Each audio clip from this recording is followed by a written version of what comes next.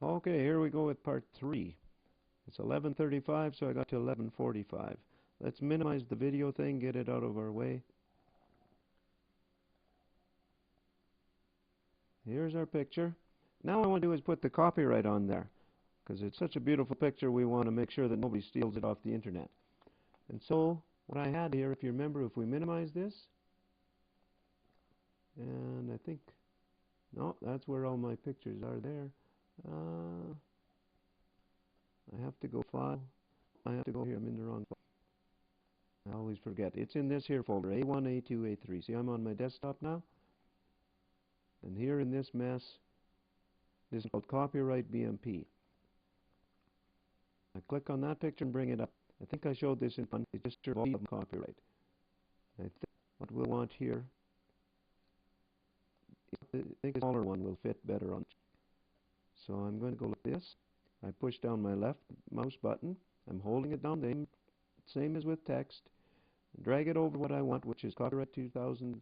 I guess we'll have to update it to 2010, but we'll do it with 2009, and we'll edit, copy. And where am I going to copy it to? I go File, and instead of opening, see at the bottom here it shows my last picture, and I think the last one I was on was this Kev 317. It's a hard one to remember the number, and that's my truck picture. And now, if I go Edit, Paste to center, look what I get. That's pretty good, but that might cover a little bit more than we want. And the trick, how do you blend that out of there and make it look so nice? Well, I just have to remember this morning because I'd forgotten. What you're allowed to do is to select two colors, and they call them A and B. And I'm going to go up here to Effects,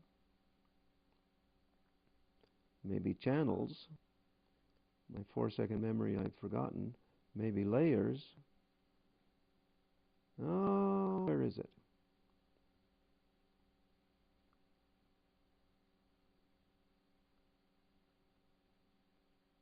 Somewhere it says Set A and B.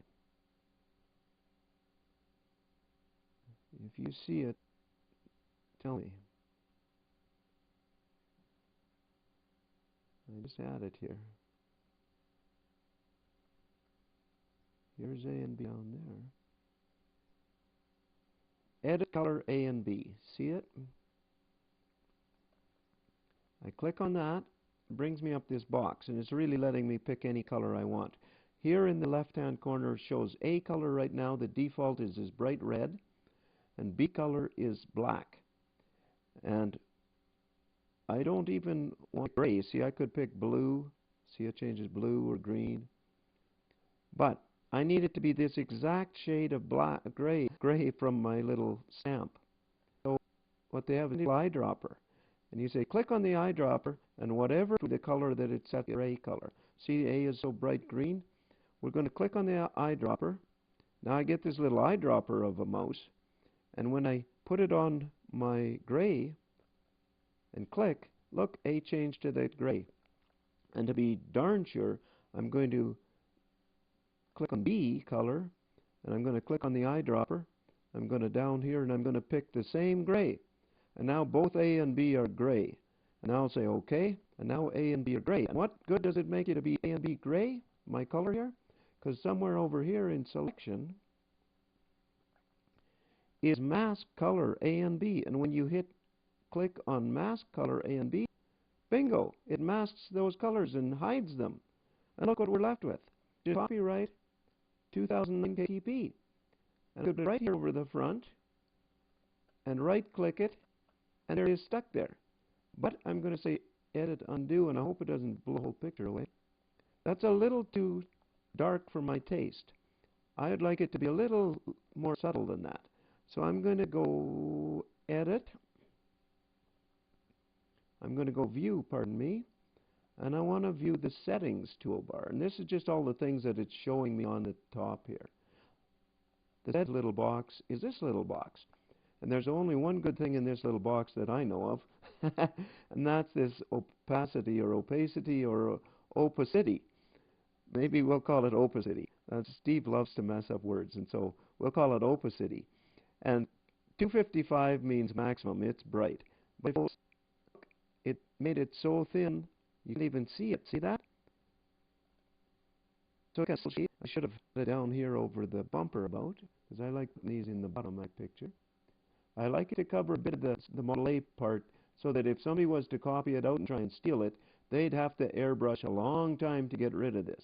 And most people can't do it that well. That looks pretty nice. You can still read it, but it's certainly not, you can kind of see my bumper and grill through it. So I'll right-click on it, and there it is. So we'll X this box away.